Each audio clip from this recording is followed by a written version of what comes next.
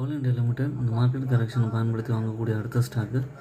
இவங்க வந்து மேஜர் கோல் producer. Current price ரூ. 507 இருக்குது. டிவிடெண்ட் டீலும் நல்லா கொடுக்குறாங்க. 5.03%. மார்க்கெட் கேபிட்டல் வந்து 3,12,000 இருக்குது. இது வந்து நல்லா ஏறி இருக்குது. இருந்தாலும் வந்து ப்ரொமோட்டர் ஹோல்டிங் வந்து நல்லாவே இன்க்ரீஸ் ஆகிட்டுருக்கு.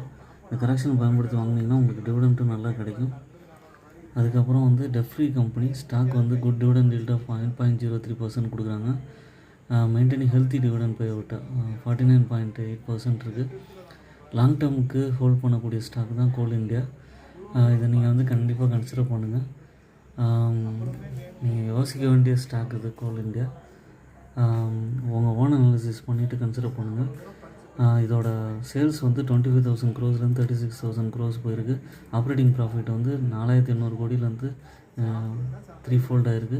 என்னோடய சேனலை